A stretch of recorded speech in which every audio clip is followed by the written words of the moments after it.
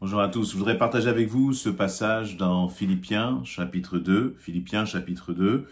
Donc, partager quelques versets. Je commencerai ma lecture à partir du verset 3. Philippiens chapitre 2 à partir du verset 3. Il dit ceci: ne faites rien par esprit de parti ou par vaine gloire, mais que l'humilité vous fasse regarder les autres comme étant au-dessus de vous-même. Que chacun de vous, au lieu de considérer ses propres intérêts, considère aussi ceux des autres. Ayez en vous les sentiments qui étaient en Jésus-Christ, lequel, existant en forme de Dieu, n'a point regardé comme une proie à arracher d'être égal avec Dieu, mais il s'est dépouillé lui-même, en prenant une forme de serviteur, en devenant semblable aux hommes. Et après s'être trouvé dans la situation d'un homme, il s'est humilié lui-même, se rendant obéissant jusqu'à la mort même, jusqu'à la mort de la croix. C'est pourquoi aussi Dieu l'a souverainement élevé et il lui a donné le nom au-dessus de tout nom, afin qu'au nom de Jésus, tout genou fléchisse dans les cieux, sur la terre et sous la terre, et que toute langue confesse que Jésus-Christ est Seigneur, à la gloire de Dieu le Père. Amen. Voilà donc, dans ces quelques versets, l'apôtre Paul, écrit aux chrétiens de Philippe et il les invite à marcher dans l'humilité. Et il va définir ce qu'est l'humilité. Et c'est ce que je voudrais que nous puissions partager, avoir quelques temps de réflexion sur ce sujet si important. Il va dire, premièrement, ne faites rien par esprit de parti ou par vaine gloire.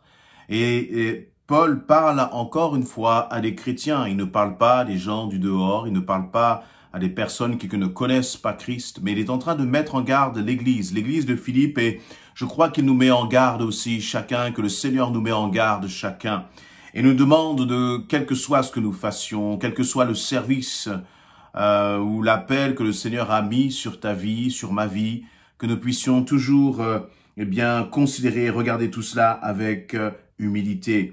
Parce que, non pas par esprit de parti ou par vaine gloire, c'est-à-dire ne pas servir pour être bien vu des hommes, ne pas servir pour recevoir l'approbation des hommes, mais servir Dieu par amour pour Dieu.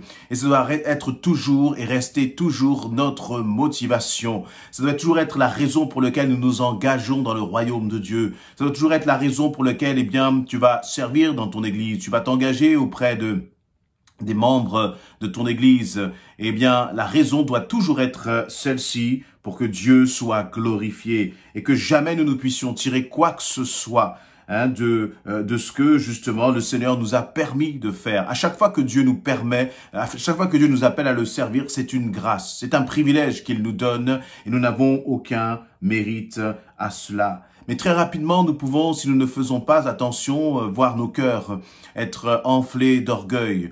Orgueil parce que nous avons plus de connaissances, orgueil parce que nous avons plus de responsabilités auprès des frères et des sœurs, orgueil pour je ne sais quelle autre raison, mais très facilement nous pouvons, si nous ne faisons pas attention, gonfler un peu le torse, croyant que nous avons nous-mêmes une quelconque importance dans ce que le Seigneur nous donne de faire, alors que toute la gloire lui revient et tout n'est que par lui, et que nous ne sommes que des instruments entre ses mains. Et tous les titres, qu'ils soient pasteur, bishop, évangéliste ou je ne sais quoi, tous ces titres-là ne doivent pas comme monter à la tête, mais au contraire nous rappeler notre responsabilité devant notre Seigneur. Et donc l'apôtre Paul va continuer après ce verset 3, et puis il va donner cette règle ou ce conseil. Il va dire que l'humilité vous fasse regarder les autres comme étant au-dessus de vous-même, comme étant au-dessus de vous-même. Et par la suite, il nous est justement donné l'exemple de Jésus. Là, Paul nous amène à considérer les autres d'une certaine façon, à regarder les autres d'une certaine façon. Alors que nous sommes très souvent enclins à critiquer, le Seigneur nous demande de regarder les autres comme étant au-dessus de nous-mêmes. C'est-à-dire d'avoir une certaine considération pour ceux qui sont autour de nous, pour les chrétiens qui sont dans l'église peut-être dans lequel tu œuvres, ou même pour d'autres églises. Nous pouvons regarder d'autres églises et puis commencer à apporter un jugement, un œil critique.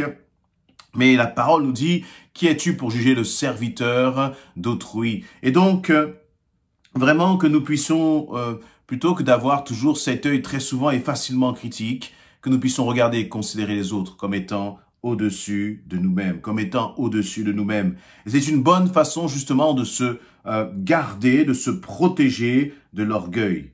Et ensuite, Paul va continuer en disant que chacun de vous, au lieu de considérer ses propres intérêts, considère aussi ceux des autres. Et j'aime cette phrase-là parce que nous sommes dans une époque où tout le monde regarde à soi-même.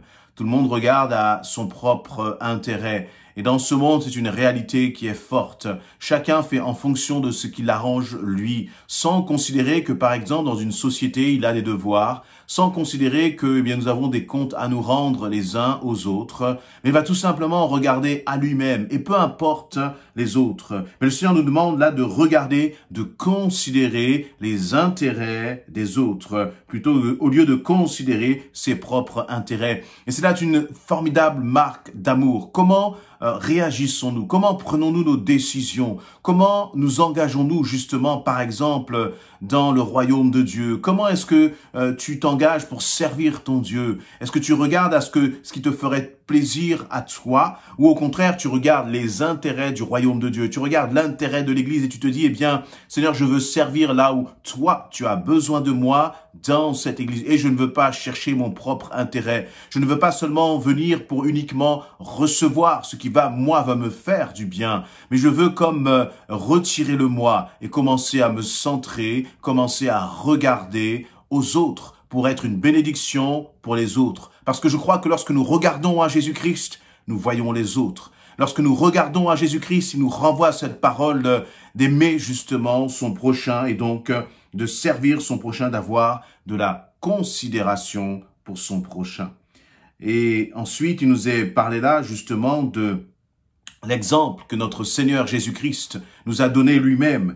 Il nous est dit, ayez en vous les sentiments qui étaient en Jésus-Christ, lequel existant en forme de Dieu n'a point regardé comme une proie arrachée d'être égal à Dieu, mais s'est dépouillé lui-même en prenant une forme de serviteur, en devenant semblable aux hommes. Après s'être trouvé dans la situation d'un homme, il s'est humilié lui-même.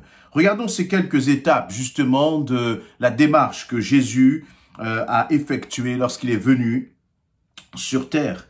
Il nous est dit qu'il a accepté de se dépouiller lui-même, premièrement, en prenant une forme de serviteur, lui qui est roi. Et c'est ce qu'il va dire d'ailleurs à Pilate, juste avant sa condamnation. Il va lui dire que, eh bien, c'est lui qui est justement que Dieu, Jésus va lui dire qu'il a un royaume, mais qui n'est pas de cette terre, qui n'est pas ici-bas. Et donc, celui qui va dire qu'il a un royaume, celui qui est roi, va accepter de s'abaisser et de devenir un serviteur, de se mettre au niveau d'un serviteur, en devenant semblable aux hommes. Après s'être trouvé dans la situation d'un homme, il s'est humilié lui-même. Est-ce que nous qui sommes enfants de Dieu, nous qui disons Jésus-Christ, tu es mon Seigneur, tu es mon modèle, tu es ma référence, est-ce que nous sommes prêts nous aussi à cela, à parfois nous laisser humilier pour que Dieu soit glorifié, à parfois accepter le rejet, accepter la moquerie, accepter parfois d'être rabaissé par les autres à cause du nom de Jésus-Christ? Est-ce que nous accepterions cela?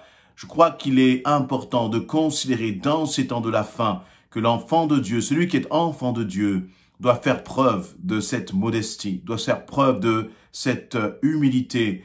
Et là, c'est là quand tu vas commencer à t'humilier devant ton Seigneur, quand tu vas arrêter de revendiquer des places, des positions, ou de la reconnaissance, ou de la gratitude de la part des hommes, et que tu vas centrer tes regards sur Jésus-Christ, et que tu vas en même temps continuer d'aimer ceux qui sont autour de toi.